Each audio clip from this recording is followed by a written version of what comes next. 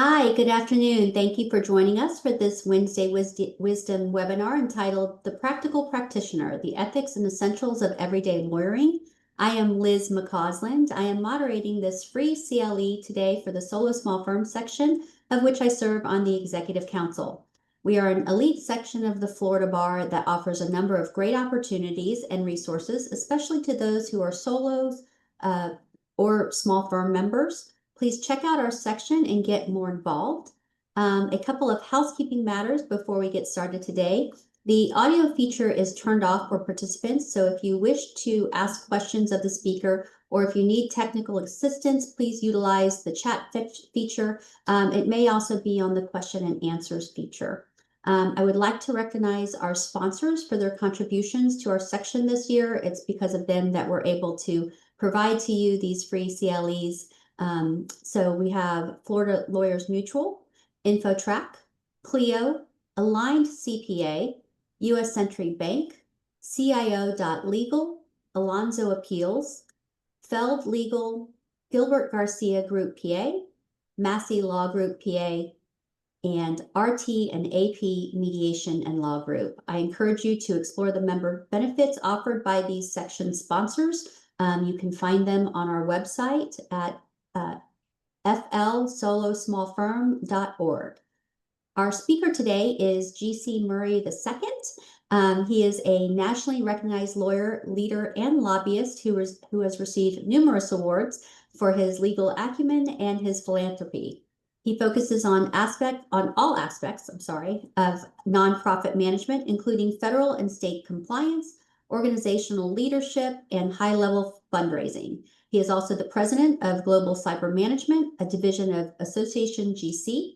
In his capacity, he focuses on helping businesses with compliance with cybersecurity, privacy, and consumer laws. As a personal note, I met GC when he was in our Florida Bar Leadership Academy, and to see all the things he's done since then have been remarkable. GC, I know you're going to share some great nuggets with us today. So with that, I'm going to stop my screen sharing and then allow you to take over. All right. Well, thank you so much, Liz. First and foremost, I want to congratulate you on once again being able to navigate tech issues so that we could get here. So many of you all don't know what goes on behind the scenes, but when it comes to me participating in a solo small firm CLE, and this is now my second one, I have almost insurmountable technical issues, and the only person who can make them work is Liz. So kudos to you, Liz. Appreciate your friendship over the years, and thank you for allowing me to come back despite all the technical difficulties that come from launching a webinar all the way from Jakarta, Indonesia, which is where I am now. So speaking of launching the webinar, let's go ahead and let's try to get into it.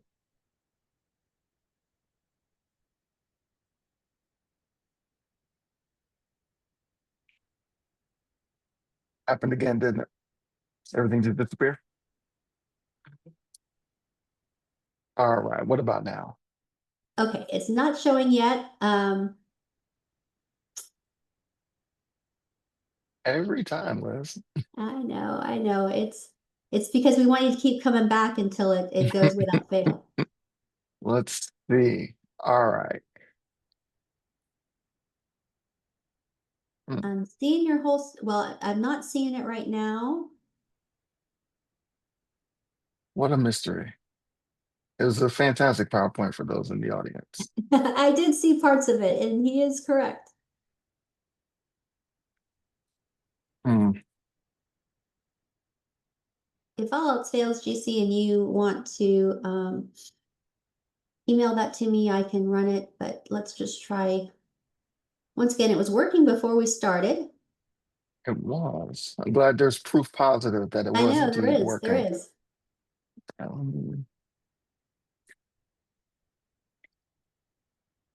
Certainly you see everything, right? I'm seeing everything, yes. Hmm. And every time you push play, it does not show, it just shows you. Fascinating. Okay, let's try something else. Well, part of what I am going to discuss is just how difficult it is to be a solo practitioner and how it is so Yes, tough because at some point you become everything. And I mean everything, everything from the lawyer. And unfortunately, like today, you become IT. And hopefully you're good at IT, but sometimes you're like what I am, which is struggling in the moment. So let's try that's one right. I'm more going to give you a thing. few moments, GC, to figure that out. Or like I said, you can email me and I can run it from here. But for those of you who are on, if you're not familiar with our section, let me just kind of brag about it for a little bit. We have we are the largest, I guess, percentage of the bar, solo small firmers. And what we realized is that there's the practice of law, and then there's the business of law. And we are a section that hopefully helps address both, but we do try to focus a lot on the business of law as well. To that end, we have these free Wednesday wisdoms that we do.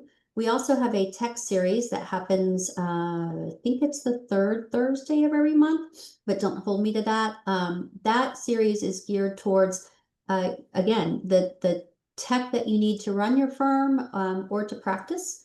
And then we also have a new series of coffee chats. These are informal gatherings that happen on the second Thursday of every month. They're by Zoom and you are free to appear and we have a topic and we just as business owners exchange ideas and it is open to people who are even not members of the section, so if you haven't joined yet, please join us for that.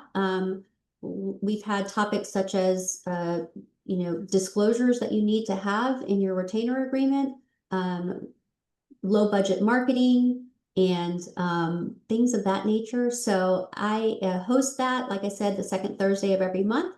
And then we just have our regular CLE series. So if you go to our website, you'll see all of the things that we have in play. And we hope to be your resource, whether you are running your practice or, trying to practice as a lawyer these days. Boom. All right, let's see. All right, I see it, GC. You got it. All right. Oh, I appreciate it. I needed that I needed a little bit of time That's all so right. we We can got get it this now. thing. So thank you all for indulging us. And again, appreciate your membership in the solo small firm section of the Florida Bar. As you all probably know, solo small firm attorneys make up the vast majority of lawyers in the Florida Bar. So as they say, so goes solo small firm, so goes the Florida Bar. So I wanted to discuss something with you all. I wanted to know what could I talk about that actually would have some meaning and have some value. And I came up with real world ethics and the essentials of everyday lawyering. Now, I've given different speeches throughout the years, particularly ones as it relates to ethics. And a lot of times I've also been the recipient of CLEs on ethics, and for the most part, they're kind of boring. They are not the most riveting topic of all, and that's because a lot of it is circled around what you can and cannot do, and not about the practical applications of how you apply the ethics in your practice on a day-to-day uh, on a day-to-day basis. And that's what I'm hoping to kind of discuss today. And speaking of discussion, so many CLEs, the speaker is doing all of the speaking, and there is very little feedback. But this is solo small firm section. The whole point of these Wisdom Wednesdays is so that we can work together to find better solutions, to find better answers to the questions that plague all of us. So I don't want to have a traditional CLE where I'm doing the majority of the talking. This is we're gone and beyond the days of sophistry. I want to actually work with you all to figure out exactly what we can do to provide solutions that we can all use to work on our practices together. So, yeah, I'd be remiss though if I didn't tell you I'm a lawyer and a certified executive coach. And most importantly, for today's presentation, I am a solo small firm lawyer, and I've been one my entire career. The session, I called it the practical practitioner because that's what we all are. We're not ivory tower theorists. We're in the field every single day trying to balance the law with business, with ethics.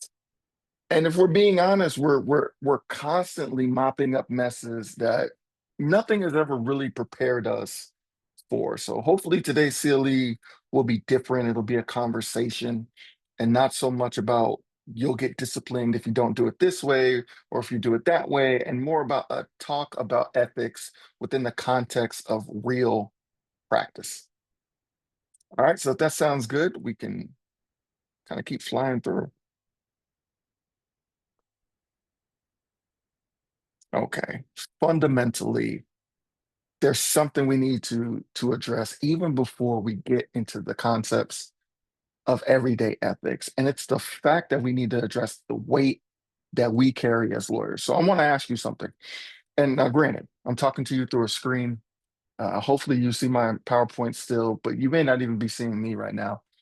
So I'm going to ask you something. And feel free to nod, to smirk, or if you have to silently scream, hey, I understand.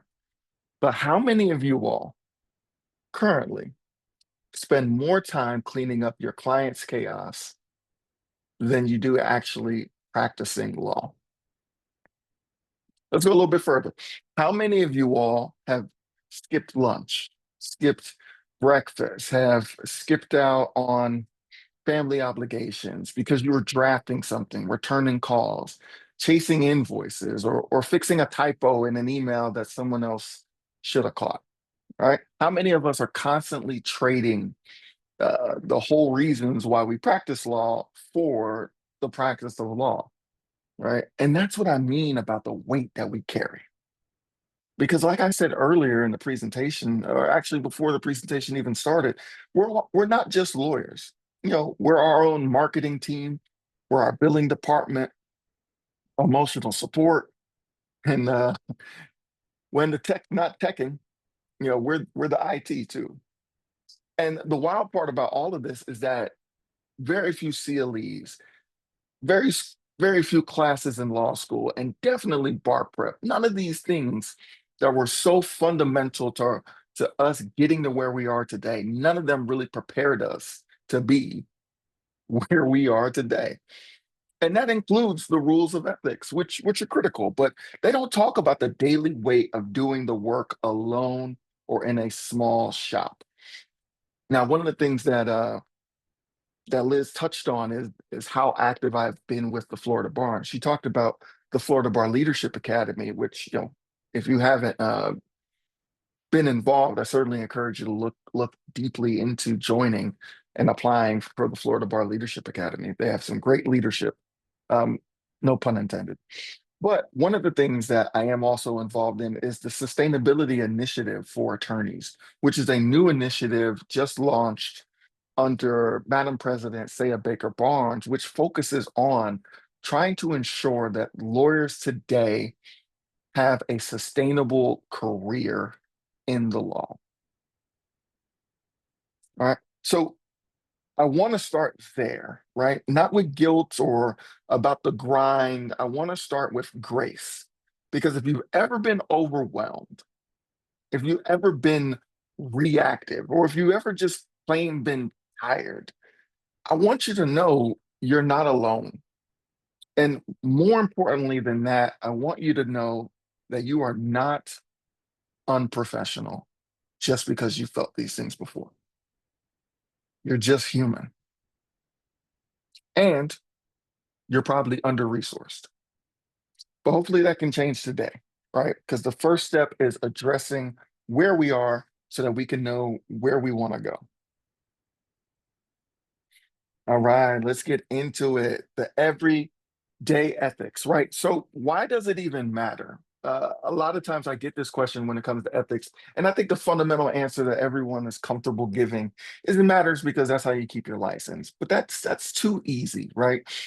I know the majority of the people on this call or on this webinar, you're not looking to skate by, right? You're not looking to be how lawyers are portrayed on television, right? The Harvey Specters of the world. You're not looking to operate in the gray. You want to operate ethically, and you want to do the best job that you can do for your client, right? So fundamentally, ethics ELEs at least, they shouldn't be about avoiding trouble. It's not about teaching you this is how you stay out of, the Florida bar discipline system. It's not about that. It's about helping you understand the value in becoming trustworthy. So I just want you to think about it. The lawyer who gets the referral, it isn't the lawyer that knows the statute the best, right? It's the one who calls clients back. It's the one who's clear on pricing. It's the one who's consistent, predictable, and calm under pressure. Because those are the lawyers that clients call about. When you send your best friend to another lawyer who handles a particular practice that you may not handle, your friend's not going to say, "Hey, this guy really, this lawyer really knew the law." They're going to talk about how the lawyer made them feel. They're going to talk about this lawyer called me back in a timely manner. I can always hear from this lawyer. Or they're going to say the opposite. I never hear from my lawyer. I have no clue what's going on in my case, right? So you have to remember that all of these things matter because these things are ultimately what create your reputation. And I'll talk a little bit more about reputation and how it leads to revenue. But what I wanted to focus on is your mindset. Because first and foremost, the mindset changes everything. You shift your mindset, you'll shift your practice every day, right? So this diagram kind of points out everything I wish I had learned about running my own practice uh, that I never was told. Your mindset allows you to define what you believe, not just about the law, not just about your practice area, but it allows you to define what you believe about your time, your boundaries, and even your worth. And that's truly the start of everything. If you think you have to say yes to every single client that comes in or to every single client demand, you are going to burn out of your practice immediately, right? And ultimately, if you operate from that mindset of desperation, or that mindset of people pleasing, or that mindset of scarcity, you are going to build habits, right? And I think it was Aristotle who said, you know, excellence is not it's not an act, it's a habit. And I think he actually said, we are what we repeatedly do, and therefore excellence is not an act, it's a habit. But the reality is, habits are behaviors.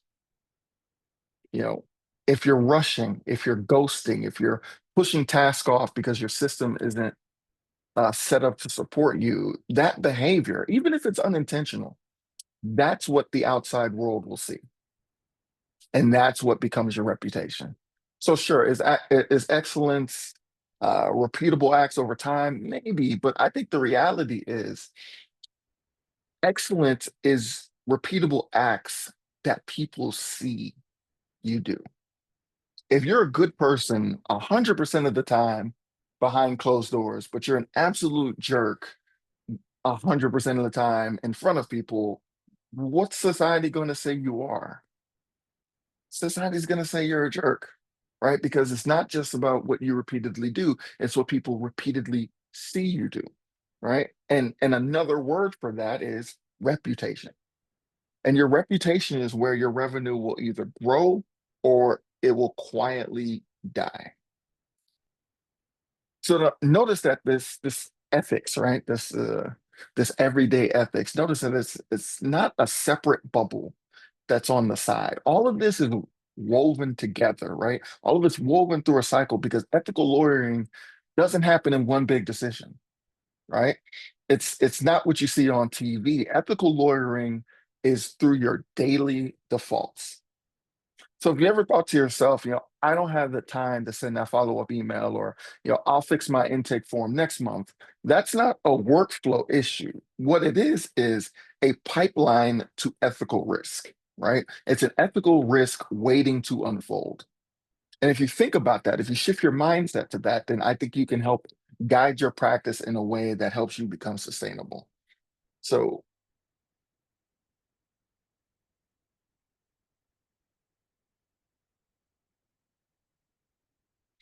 all right. So here's like one of my favorite slides, but let's talk about the meat and potatoes of this. So there's part of your practice that always feels like no matter what you do is slipping through your fingers, and that is your time, right? Because time isn't just the thing you bill for, right?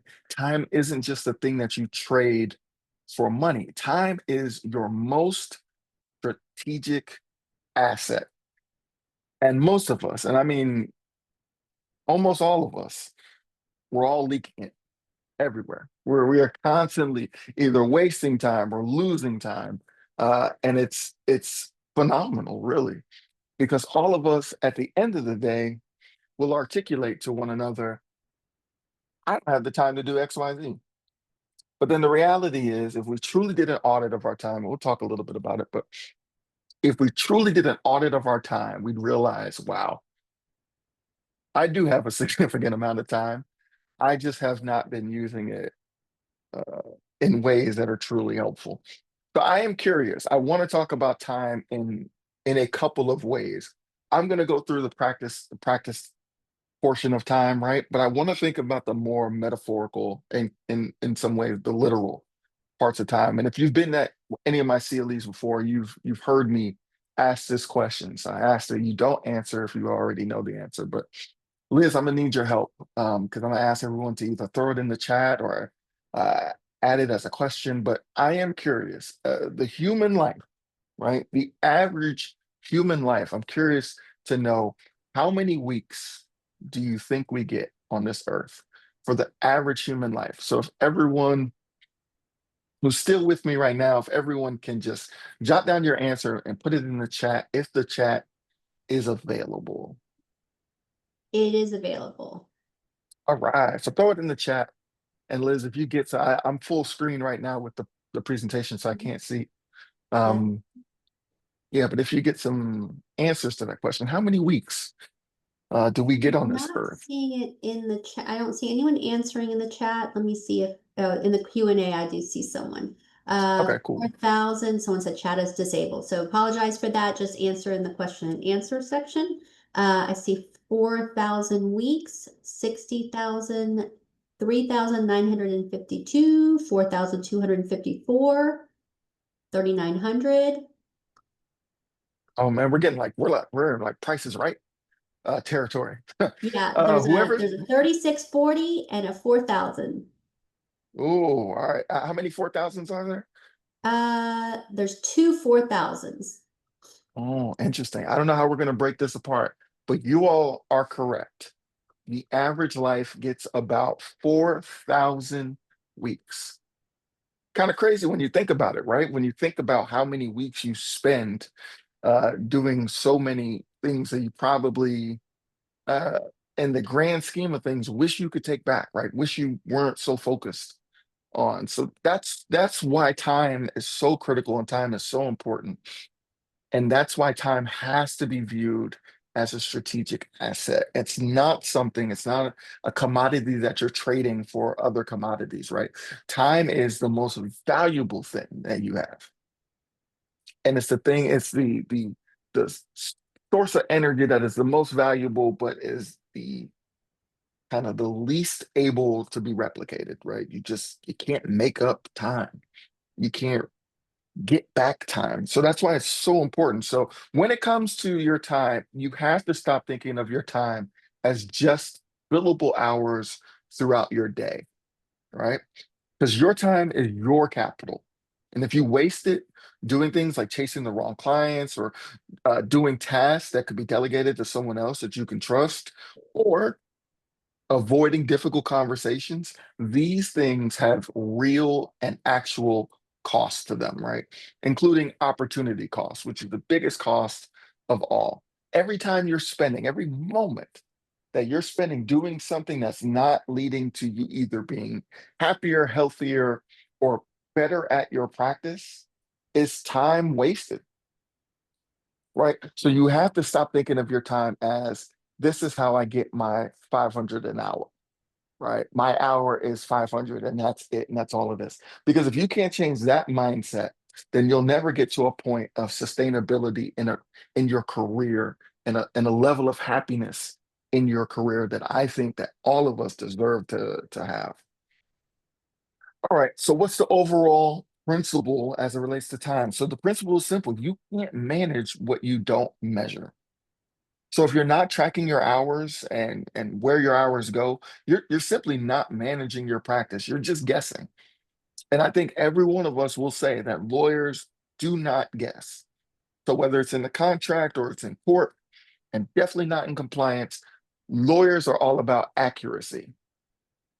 And so I want you to start internalizing the mindset that your time is not just a billable hour, and then shifting your principles to focus on managing that time, which means monitoring that time. All right. And then let's get honest. Where is your time actually going? Do an audit of your time. In fact, let's do that right now. Let's access the deepest parts of us, right? Where we don't pretend. I mean, I want you to get real. Right now, we're virtual. This is on a screen. You might be in the office watching this with some other colleagues, but more than likely, you are somewhere getting this free CLE all by yourself. This is a place where you can be honest. So if you have access to a separate pen and paper, or if you happen to be taking notes, I want you to write down an audit of your 24 hours. Now, if you're lucky, and I've met so few that are this lucky, a third of your 24 hours are going to sleep. At least 8 hours, right? That's what science says that we need. Some need more, some need less. Allegedly, there is a group called the sleepless elite who only need about 4 hours of sleep and they can still function at a high level. But for the most part, the rest of us, we need 8 hours of sleep. So that's already a third of that 24. But let's audit the rest. All right, we know eight or nine are going to work, right? At least that's the theory. But I think when we start getting a little bit more honest, we start seeing that work creep a little bit more than just that 9 to 5, right? It's kind of 9 to 6. And let's be a little more honest. It's 9 to 8. Oh, it's kind of 9 to 9. Or it's 9 to 8 and then a break, and then 9 to 10 again, and then another break, and then it's 11 to 2, and then you're sleeping again. All right. So it's like my point though, we have to audit the time that because that's the only way where we can actually understand where our time is going, right? And if you're being honest with yourself, how much of your time is going to where you actually intended it to go? How much of your time, if you went to the micro, how much of your time is spent on emails? How much of your time is spent on administrative matters? I got an even better one for you. How much of your time is spent on procrastination?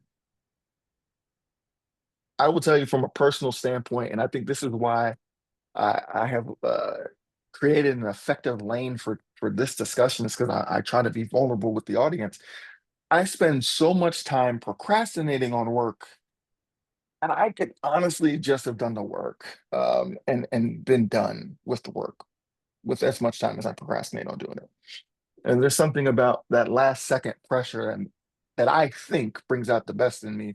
But honestly, it's just a lie that I tell myself to justify what I was currently in, which was a guilt cycle of, not feeling prepared to do the work. So I kick the can down the road until I'm prepared, which is juxtaposed with when I need to be prepared, which ultimately pushes me into finally preparing, right? So it's just this vicious cycle that keeps moving me about and is completely used to own my day and how I operated until I, as I said earlier, changed my mindset. So I appreciate all of you all who indulge that audit, and I hope that you come up with a true assessment of where you're spending your time. All right, let's move to number 4. So your calendar.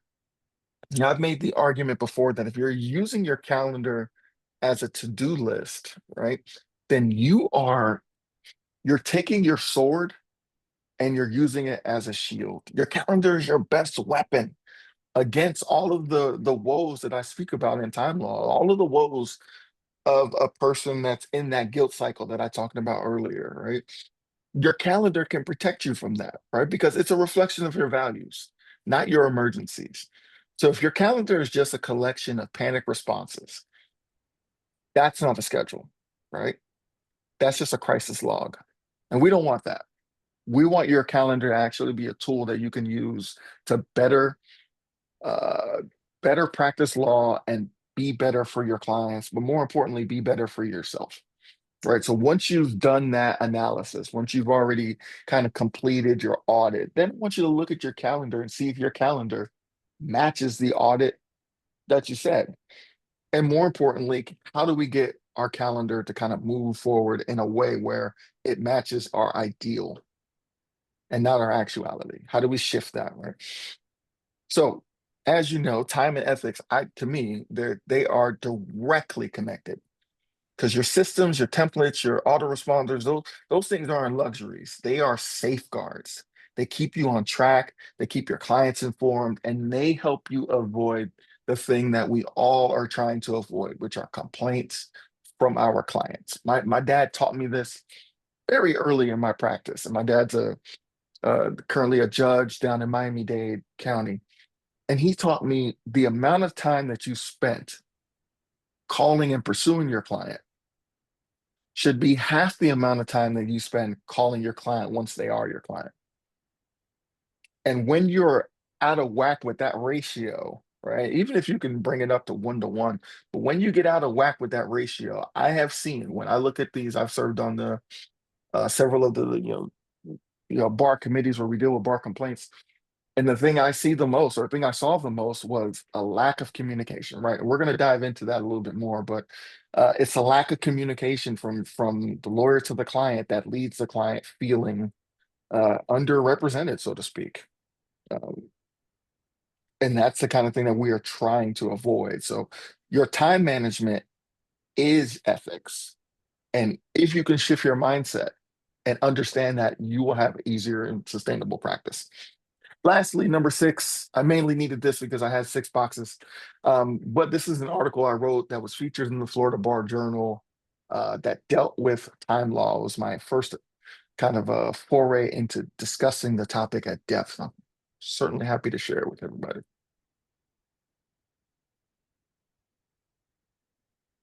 All right, we touched on this before, and it's something that's, obviously one of the most important rules, as I said, which is rule 4-1.4. And that is about keeping your client reasonably informed. Now, you know, the official language kind of goes on to, like, you got to keep your clients reasonably informed. You have to respond promptly to reasonable requests for information. And you got to consult your clients about the strategy, the limits, and anything that requires informed consent, right? So, and then most importantly, you have to explain things in a way that actually lets them kind of make a real decision about what's going on. And that's rule 4.14. Everyone, I'm sure everyone is pretty much familiar with that rule, but I think the realities of that rule are that you gotta talk to your clients. And I know it's something that seems so fundamentally simple, but it's oftentimes, as I have expressed before, it is the biggest grievance that we see in the grievance committee. If you've ever served on the grievance committee, you will see that lawyers will just go ghost. And I want you to think about the times where you've done that to a client. And hopefully everyone on the call or everyone on the webinar is saying, actually, I've never done that. I've always been in great communication with my clients. But for those who haven't been, those who have had the occasion where you just keep putting off responding, I want to know why. Now, again, I don't want you to out yourself.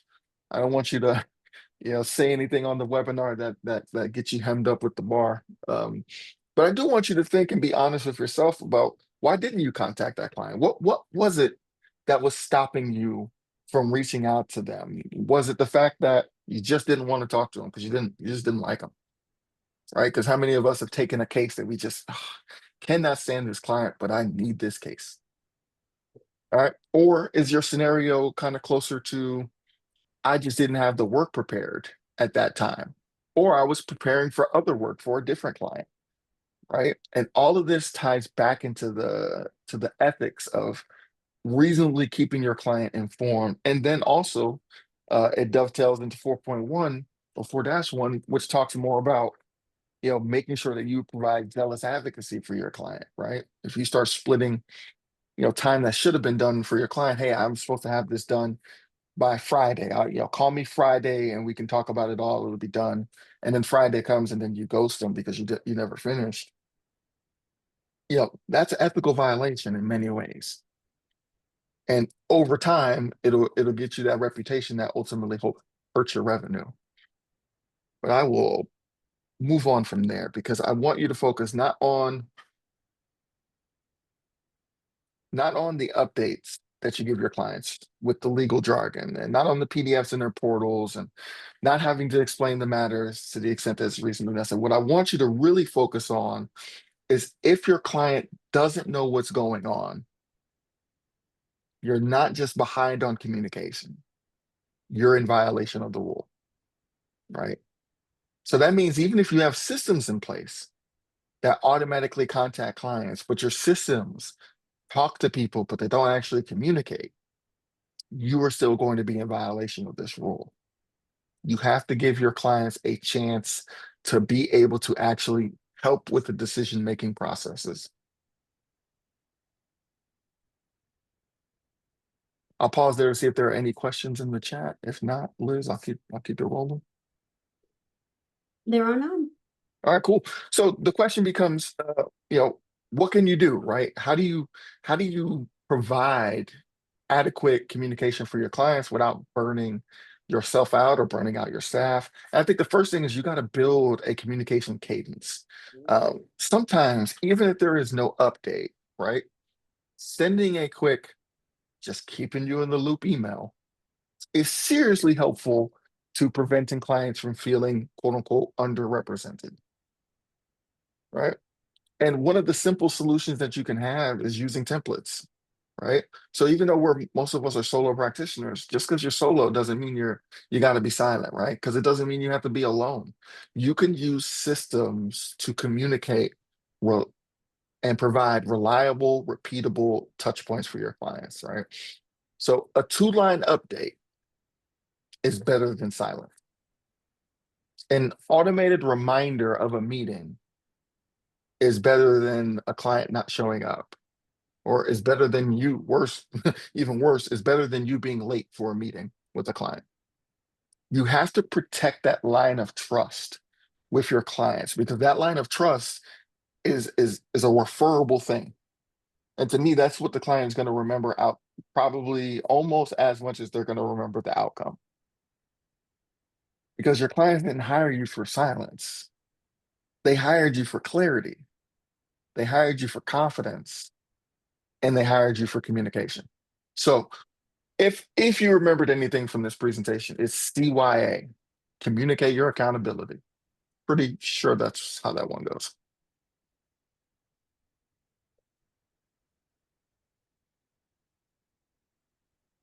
All right, I referenced 4.1-1 or 4-1.1, but let's get a little bit more into it. So this is about competence, right? A lawyer shall provide competent representation to a client, and competent representation requires the legal knowledge, skill, thoroughness, and preparation reasonably necessary for that representation.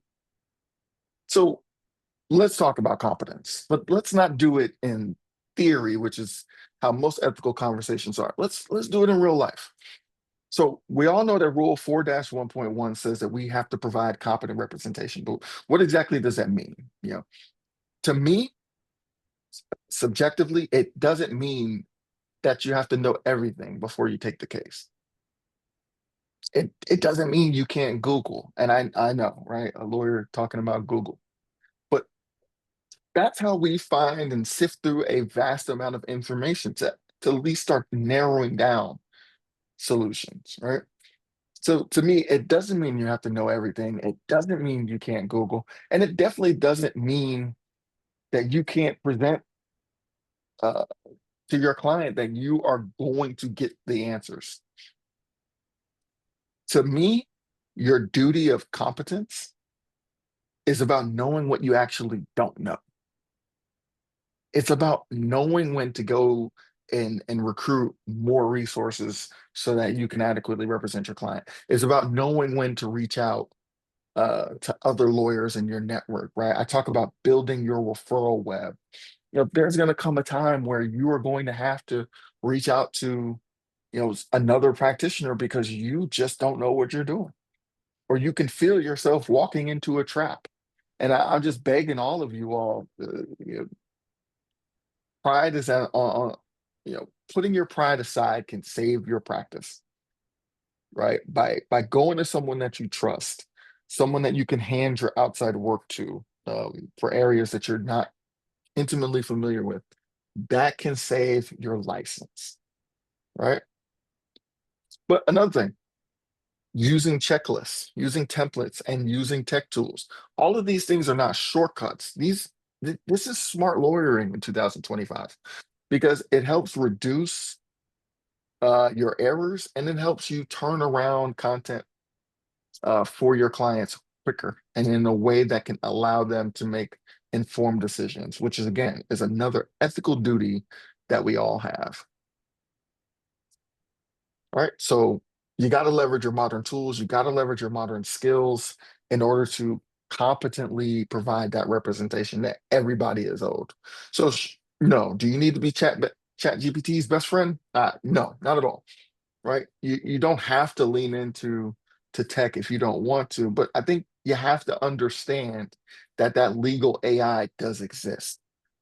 But more importantly, that, you have to know the outer bounds and the ethical limits of using, the technology and the tools that are out there. So if you're using tech in your practice, you are still required, you are still expected to supervise the output.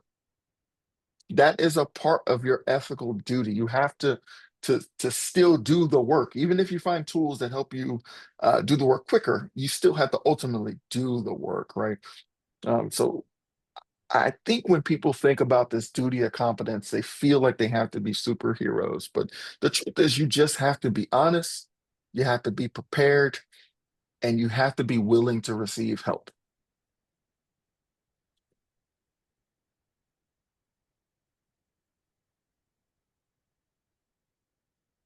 All right, let's talk about the one thing that every solo firm should care about.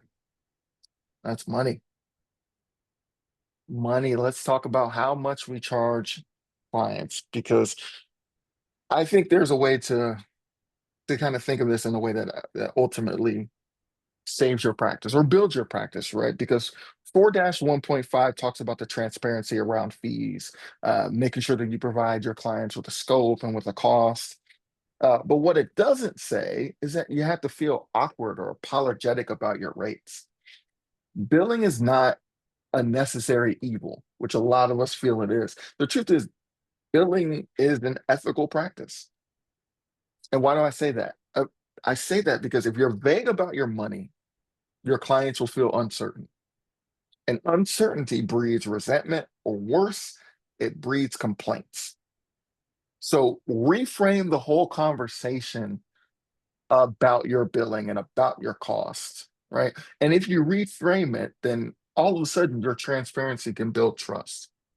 If you're clear up front, you discuss your scope of work, you put it in writing, and you over explain if it's necessary, then that that automatically helps you with your clients going forward, right? Everyone starts to feel better. They understand what they're getting. They understand what they paid for. They understand a timeline. And then it's less likely that they are going to come back and feel at the end of a resolution that, hey, I wasn't, I was cheated out of my money, or I didn't feel like I got what I deserved out of this representation. Another thing as it relates to what you get paid for and what you bill out is scope, right? Now, typically lawyers think of scope as, hey, this is what this representation is about, kind of globally, right? You're coming to me for a contracts case, so the scope is contracts. But I think the reality is what we need to produce in our scope agreements with clients is also like the scope of how much we're going to be doing relating to this contract, right? Uh, And to put it another way, we have to create the boundaries of the engagement because I've seen it and I've certainly dealt with clients and I have some terrific clients, but I also have clients that are, as the kids would say, habitual line steppers, people that absolutely have no respect for my time. And if I didn't value my time myself, I'd be working for them 24 hours a day. And you have to push back on that, right? Because that puts you in a scenario where now you're frustrated with your clients, and now you resent them, right? And that certainly is no place for any of us to be. But I imagine that's a place where all of us have been before. So how do we fix that, right? There's so many solutions. Flat, do we go flat fee? Do we go phase billing? Do we go task-based deliverables? There are a lot of conversations that are happening right now um, while we're practicing about the different methods to billing. And I actually talk about this in the Time Law article, kind of shifting our approach to what we are going to charge. I had Whitney Harper, who's a talented lawyer. I had her on my podcast, and she's known for her company Advos. And one of the things that Advos does, they serve as outside general counsel to several organizations, but they also help solo and small firms. And one of the things she does is she talks about risk acceptance for clients and within the scope of the work. So I was interested, and I hope I'm not misstating the concept, but what she basically explained to me is like, hey, so many lawyers, we come out of law school and we think that we have to go through the contract and we have to think of every single foreseeable instance ever, right? And that's the only way that we can protect our clients. And that's true, right? That's exactly what we're drilled for our finals. That's how we think. So what happens? You now have businesses that come to you who want to give you, let's say, $500 for a basic contract, and most solo small firm lawyers are overthinking and wanting to provide them with a 20-page legal document to protect them from every preventable and foreseeable outcome, right? But she said, what if you shifted that and explained, authentically and explained ethically to the clients, here are the three different phases of a contract that I can give you. I can give you the contract that really does look at every single foreseeable activity, right? Or I can give you a contract that is pretty reasonable. It's going to cover you in almost all cases, right? Or I can give you a contract that, for the most part, if things go the way you believe they should go, this contract will cover you perfectly. And then allowing the client to make a decision about what is their appetite for risk. And so I think that she explains it a lot better than I did, but it's certainly a unique concept that I think all of us should start considering when we're dealing with our clients, because that can cross over no matter what practice area we have, right? And so here's the biggest thing I'll leave as it relates to 4-1.5. If you cannot talk about money confidently, you probably shouldn't be taking it, because unclear billing is one of the fastest ways to lose trust and to trigger agreements. Because the thing that people hate the most is not hearing from their lawyer and not getting the benefit of their money. All right. So one of the greatest shifts that I personally made in my own practice was learning when to say, this is what I charge, this is what it covers, but here's what's not included.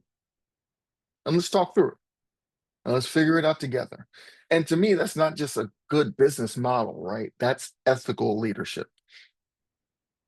All right, so I want to go back and re-engage. I know we only got a couple minutes left, but I want you to drop a one in the, it's not the chat, but I guess the question and answers portion. I want you to drop a one or raise your hand or do something to symbolize if you've ever undercharged a client out of some form of guilt.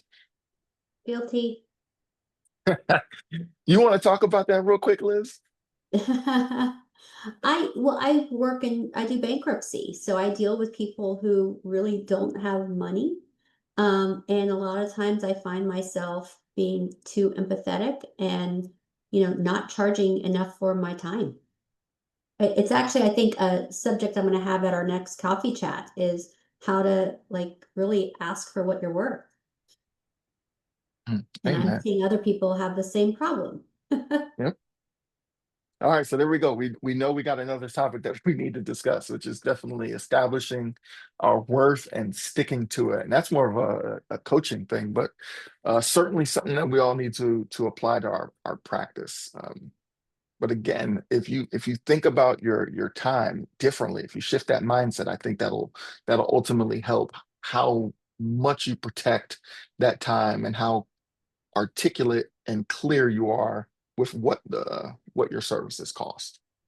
And then I also think you'll be surprised by how many people are willing and able to pay you what you're worth. I will say that without a doubt, the clients that have given me the hardest time have almost always been the ones who I am making the least amount of money from.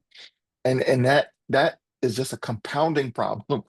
But you're already dealing with a client who is now all of a sudden turning into a headache. But then when you look and you're trying to grasp for rationale on why you're dealing with this, you can't even point to the one concept that you think you can, which is the financial motives. Even those are not there. So that's why you have to charge what you're worth. And you have to realize and almost, you know, as ethically, and which means that you have to do it, kind of transparently. You have to charge when you know you have a headache for a client. You have to figure out a way to kind of assess that beforehand, understand the level of demand that client is going to request or is seemingly asking for, and then you got to be able to respond appropriately and in kind with your billing practice. That way, at the bare minimum, at least it's worth it. And there are going to Yeah, be some clients where, someone actually said they underestimate the amount of time a service will take and they undercharge the flat fee because of that. all right, that absolutely happens, but it should only happen once, right? All you need to do after that happens the first time is do an audit of what took you longer than you expected, and then think through, okay, is this something that's replicable? Will I have this same exact problem the next time I do this? Or is this somehow because I learned it this time, I'll be even quicker the next time? And then just start kind of counterbalancing from there, and then ultimately you'll end up hitting that sweet spot. All right, delegation, delegation, delegation is kind of self-explanatory, right? Even if you have teams, even if you have technology, you are still ultimately responsible for the oversight, right? And there's a rule, I think it's 4-5.3 that says that you are responsible for the conduct of your non-lawyer assistants or anyone really in your firm. You are responsible. The buck stops with you. That is probably one of the bigger concepts that gets discussed in CLE, so I won't spend too much time on it.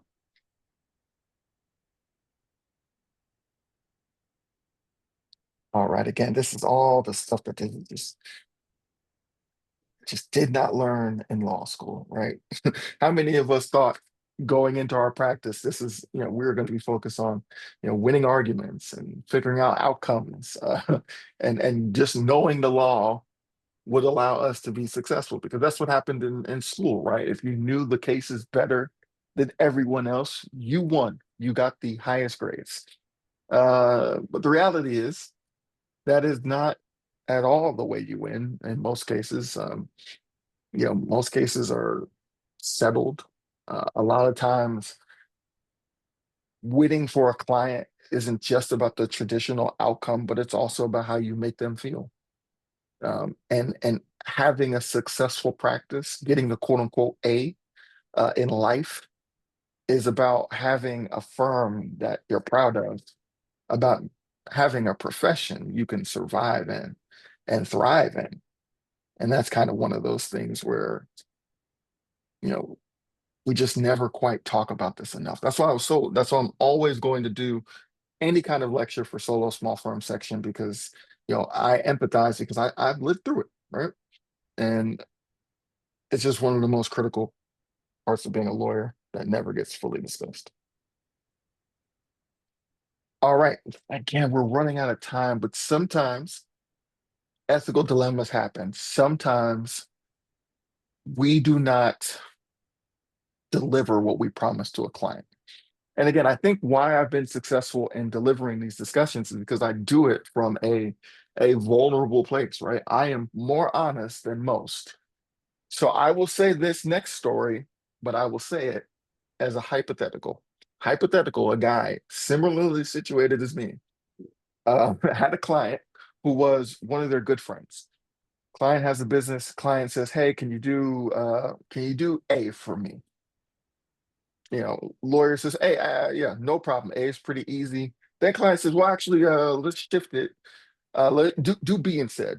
Don't worry about it. Do B instead. All right, do B. Okay, cool. I'm locked in on B." Or excuse me, the lawyer is locked in on B. So what happens? The client says, "Okay, well, don't worry about B right now. I'm actually going to shift to something else." But the client never actually shifts, right? It just stops on B. And the lawyer bills this person as a flat fee. The money is already in operating, but the work never technically got done, right? Because it went from A, the client shifted the scope to B, and then the client was going to shift again to another letter, but just never did. So the gist of the story is eventually the client came back around and was like, the lawyer pitched the client for another service. "Hey, XYZ is happening. You should be prepared, and I can offer that service."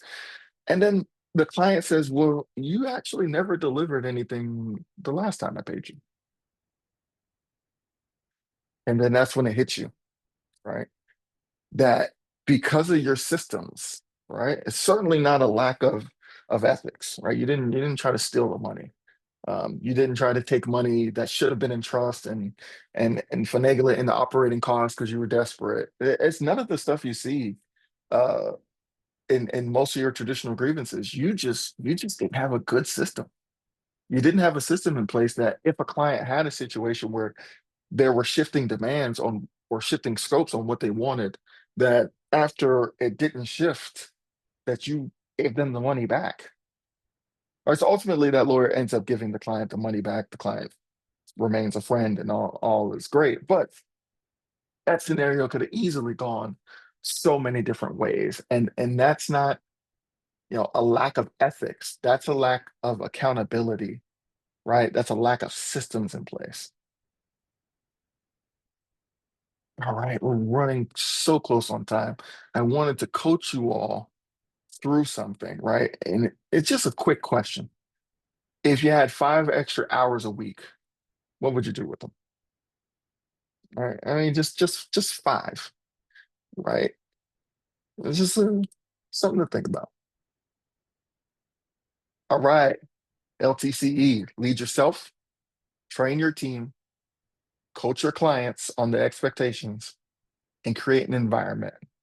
That's way more important than any policies, right? Creating a culture of ethics. All right. We are flying through, but we did make it to the end. And ultimately, your time is your strategy.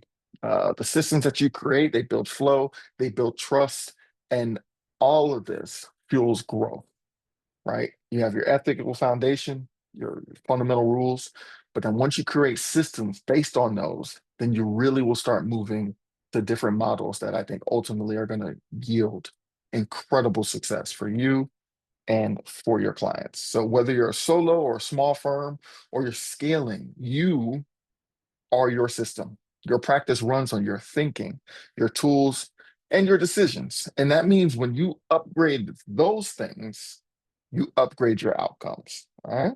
So remember, time, it's not just a clock, it's a compass. All right. Your systems, they help you respond instead of react. Your boundaries with clients build trust for you and for them. And then ultimately, finding a network that can help coach you, that fuels your growth, because we all need mirrors, right? And not just mirrors with law degrees. There's so many different avenues that help us get to a place where we can, shine and shine bright. Now, I have the greatness cycle, which is my curated way of teaching some of these concepts. Can't get through all of it today because of the time, but certainly I believe that the difference between burnout and brilliance is having a framework, it's having a rhythm, and it's having a better way to lead yourself. Particularly, and I mean this for everyone, but particularly when you are a solo and small firm lawyer. All right, I'm open to any questions to those who want to stay for overtime. And I'll yield back to you, Liz, but I'm GC Murray, and I appreciate you all being here today. And I know Liz is going to come through with the CLE credit. I am. I'm going to take over for a second and let everyone see our closing slide here. But thank you, GC, for sharing your knowledge and providing us all of this important information. We really do appreciate that you put yourself out there to do these for us. And thank you to all of you for participating in our Wednesday Wisdom at no cost to you. Provided by the Solo Small Firm section. We hope you found this program helpful and welcome any suggestions for future programming. We also have a survey. If you would please take that, you can scan the screen. For those wishing to record CLE credit for your attendance, you need to log in to the Florida Bar member portal in order to enter your own CLE credit. This course is approved for 1 CLE and 1 ethics credit. The course number is 9114. Again, that's 9114. Thank you again to our presenter, and for those of you attending, if you're in search for more CLEs to help you with the business of running your law firm and your practice, please visit our website at flsolosmallfirm.org for a list of upcoming free and paid events. And with that, have a great rest of your day. I will stop sharing and stop recording. Thank you again, GC. We are greatly appreciative. My pleasure. Always happy to serve.